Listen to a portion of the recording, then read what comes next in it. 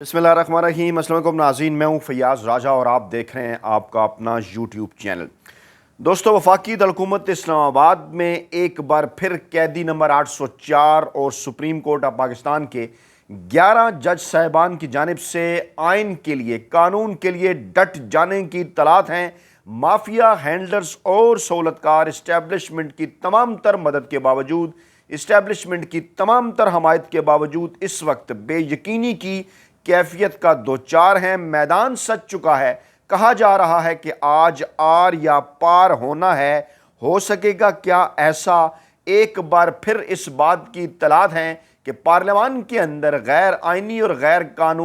कानूनी कानून साजी से पहले एक बार फिर पाकिस्तानी इस्टेब्लिशमेंट के नुमाइंदों की जानिब से इमरान खान से बिल वास्ता राबता किया गया है। कैदी नंबर 804 के साथ किए जाने वाले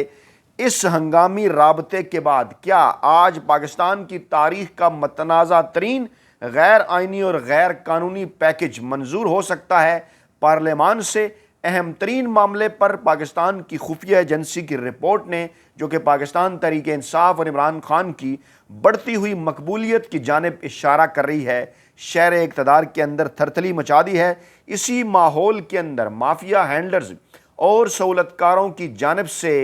इस वक्त जो खबरें आ रही हैं वो इस किस्म की हैं। कभी वक्त चेंज कर दिया जाता है कौमी असम्बली के इजलास का, सेनेट के इजलास का, काबीना के इजलास का। कभी ज़राए से खबरें चलवाई जाती हैं कि नंबर्स हमारे पूरे हैं, और कभी ज़राए की जानिब से इस बात का दावा किया जाता है कि आज पेश किया जाने वाला जो आइनी तरमीम का, जिसे मैं गैर आइनी तरमीम का पैकेज कहता हूँ, वो जनाब मौखर कर दिया गया है। लेकिन सरदस्त आपको पहले लेकर हम जाएंगे, क्योंकि इस वक्त इस्टेब्लिशमेंट के यहाँ शदीद तरीन परेशानी है इमरान खान के कुछ ट्वीट्स के हवाले से, और इस हवाले से जो दो बड़े मीडिया ग्रुप्स हैं पाकिस्तान के, जो कि जिनको इस वक्त जो है वो पाकिस्तानी इस्टेब्लिशमेंट के साथ साथ बज़ाहिर नून लीग की हमायत भी हासिल है, आम तौर पर इमरान खान के ख़िलाफ़ ही रिपोर्टिंग किए करते हैं। कभी कभार डान ग्रुप के इदारिये की जानिब से या किसी आर्टिकल के अंदर इमरान खान के मौक़िफ़ को भी तक़वियत मिलती है। सरदस्त इस वक्त जो इन दोनों बड़े मीडिया ग्रुप्स ने रिपोर्ट किया है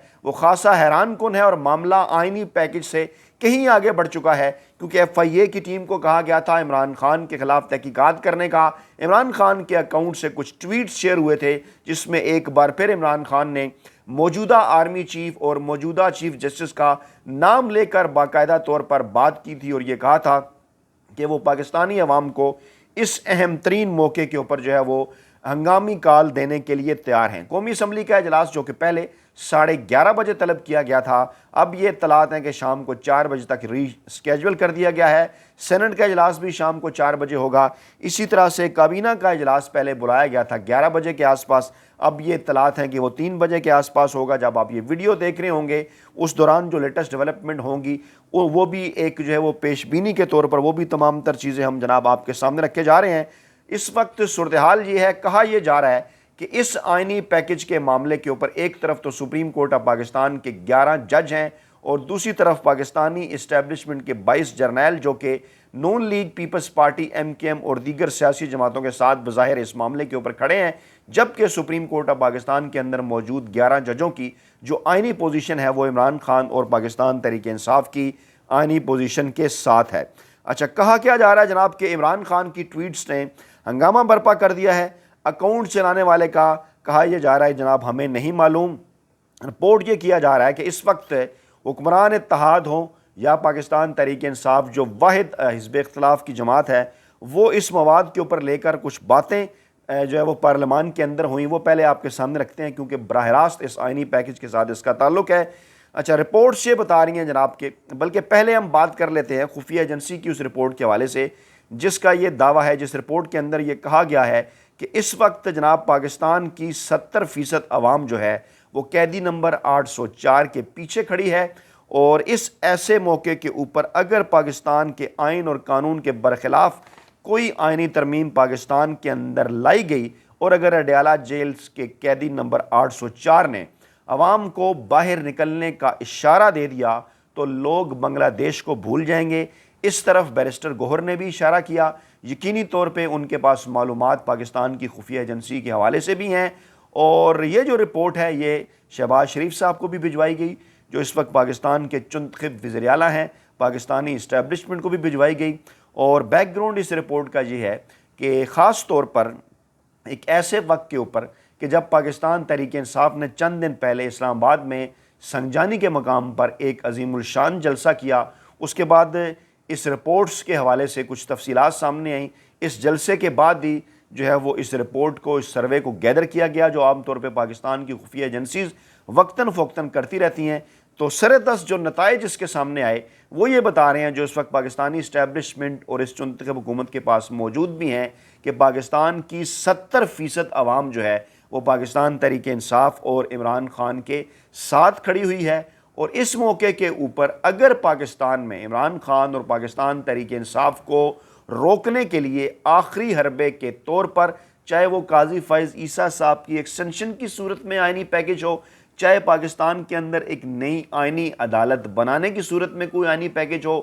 چاہے اپنی مرضی کے چیف جسٹس یعنی امین الدین خان صاحب یا کسی اور کو جسٹس منصور علی شاہ کی جگہ لگانے کا کوئی پیکج ہو، وہ تمام کے تمام پیکج اگر کسی نہ کسی طریقے سے منظور بھی ہو جائیں تو عمران خان، پاکستانی عدلیہ اور پاکستانی عوام مل کر ایسے کسی بھی غیر آئینی پیکج کو ریورس کر سکتے ہیں، اور پاکستان میں ایسے ماحول کے اندر عمران خان اور پاکستان تحریک انصاف کا راستہ روکنا کسی طور پر مافیا، ہینڈلرز اور سہولتکاروں کے لیے ممکن نہیں رہے گا۔ معاملات جو رخ اختیار کر جائیں گے، اگر اس موقع پر عمران خان نے عوام کو کال دے دی تو پورا پاکستانی سسٹم چوک کر سکتا ہے۔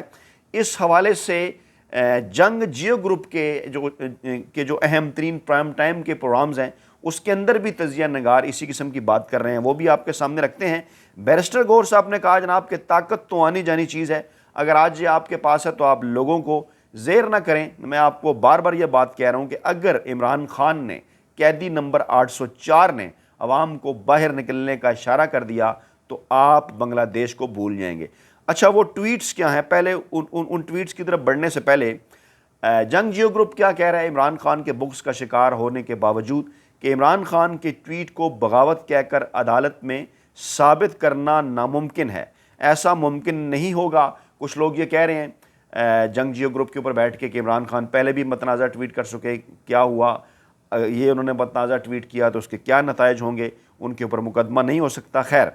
کہا یہ جا رہا ہے جناب کہ عمران خان کے ٹویٹ میں، اس پہ آئینی قانونی ماہرین بھی یہ بات کر رہے ہیں کہ ایسی کوئی بات نہیں کہ جس پر FIA کا کیس بنا کر مقدمہ چلایا جائے۔ عمران خان نے اپنی ٹویٹ میں 2 ججز کا نام لے کر بظاہر الزامات لگائے ہیں، لیکن ان کا کہنا ہے ان کے پاس اس کے حوالے سے ثبوت ہیں، اور لوگوں کو انہوں نے جمہوریت کے لیے نکلنے کی کال دی ہے۔ سیاسی جماعتیں لوگوں کو کال بھی دیتی ہیں، اسی طرح سے ججز کے فیصلوں کے اوپر تنقید بھی کرتی ہیں، اس میں کسی قسم کی کوئی غلط بات نہیں ہے۔ پاکستان تحریک انصاف اس وقت مقبول ترین سیاسی جماعت ہے، اور عمران خان جب بھی احتجاج کی کال دیتے ہیں تو خوف ہوتا ہے مافیا کو، ہینڈلرز کو، سہولت کاروں کو کہ اگر لوگ باہر نکلے تو پھر معاملات خراب ہو جائیں گے۔ اچھا، معاملہ کیا ہے؟ عمران خان نے کہا کیا تھا؟ کیونکہ اس کے اوپر بلاول بھٹو صاحب بھی خاصا چیخے ہیں اجلاس کے اندر۔ عمران خان نے کہا تھا، پاکستان تحریک انصاف کے رہنما سے بھی جب رابطہ کیا گیا اس اخباری رپورٹ کے لیے تو میڈیا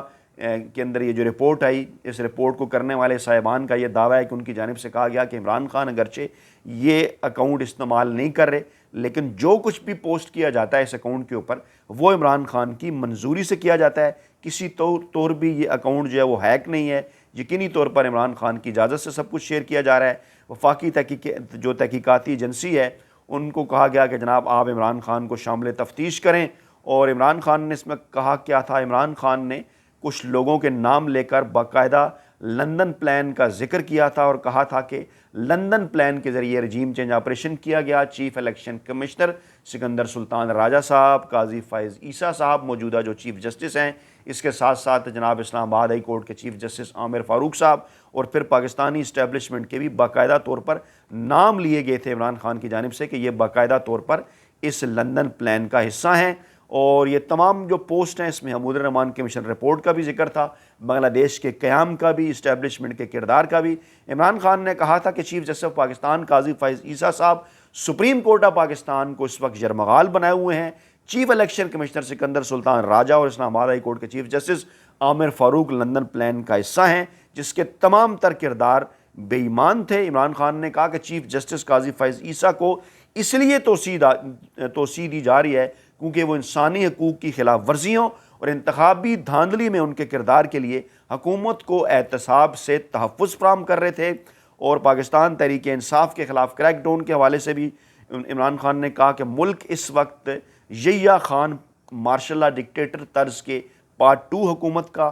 دوبارہ سے سامنا کر رہا ہے۔ جنرل یحییٰ خان نے ملک کی سب سے بڑی سیاسی جماعت کے خلاف آپریشن کیا، اس وقت بھی یہی ہو رہا ہے۔ یحییٰ خان پارٹ 2 بھی وہی کر رہے ہیں اور ملکی اداروں کو تباہ کر رہے ہیں۔ ٹویٹس میں پاکستان کے اندر عسکریت پسندی کے خاتمے، فوجی آپریشن کا جو کردار ہے اس میں بھی، فوجی آپریشن جس طرح سے امن قائم کرنے میں ناکام رہے اس کے اوپر بھی، اور کہا گیا جناب کہ یہ جو پالیسی ہے یہ ناقص ہے، اس پر عمل درآمد جو ہے وہ یہ ناممکن ہے۔ اس کے ساتھ ساتھ عمران خان نے یہ بھی کہا کہ اگر وہ وزیر اعظم ہوتے تو وہ بالکل گنڈا پور صاحب کو اس بات کی اجازت دیتے کہ وہ براہ راست جائیں افغانستان، ان کے ساتھ براہ راست مذاکرات کریں، اور انہوں نے اس بیان کی، گنڈا پور صاحب کے اس بیان کی حمایت بھی کی کہ وہ مذاکرات کے لیے جائیں گے کابل، جس میں جو ہے ولی امین گنڈا پور نے پھر اس کے بعد افغان کونسل جنرل سے ملاقات بھی کی۔ اس سے پہلے جون کے مہینے بھی عمران خان کی جانب سے ان کے ٹویٹر اکاؤنٹ کے اوپر 1971 کی جنگ پر جو کچھ ہوا اس کے اوپر جو حمود الرحمان کمیشن رپورٹ انہوں نے شیئر کی، اس کے اوپر بھی خاصا شور ہوا تھا، اور پھر قومی اسمبلی میں بڑا اس کے اوپر ہنگامہ ہوا،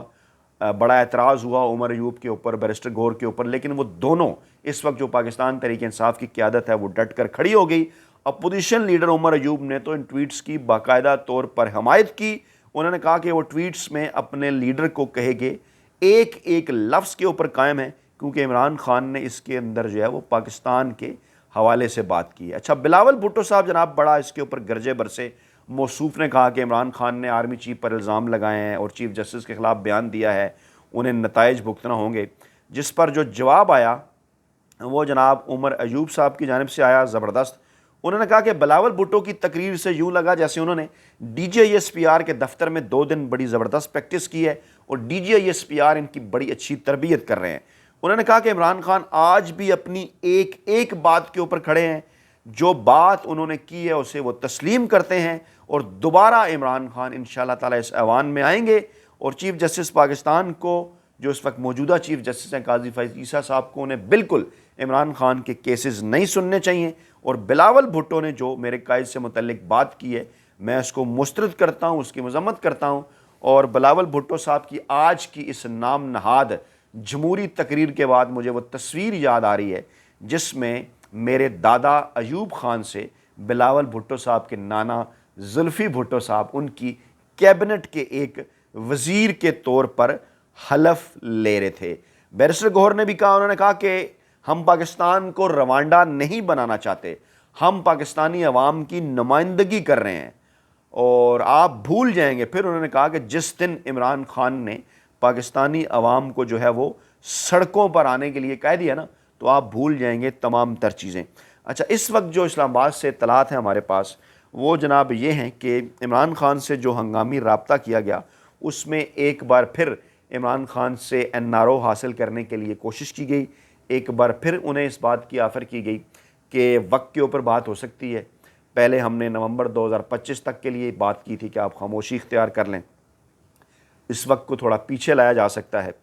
اگلی بڑی تعیناتیوں کے اوپر آپ سے بات ہو سکتی ہے۔ کیا مراد ہے اس سے اگلی بڑی تعیناتیاں؟ یقینی طور پر اگلے آرمی چیف کے حوالے سے نومبر 2025 میں موجودہ آرمی چیف کی جو مدت ہے وہ ختم ہونی ہے۔ بار بار یہ کہا جا رہا ہے کہ قاضی فیض عیسیٰ صاحب کی اس ایکسٹینشن میں کو روکا جا سکتا ہے اگر آپ اگلی ایکسٹینشن کے لیے ہمارے ساتھ کسی قسم کی کوئی ڈیل کر لیں۔ یعنی آپ سوچیں اس وقت پاکستان کے اندر کیا بالواسطہ پیغام رسانیاں، اور ذرائع کا یہ دعویٰ ہے کہ یہ پیغام رسانی پاکستان تحریک انصاف کے اندر موجود جو لوگ ہیں کچھ ان کے ذریعے کی گئی،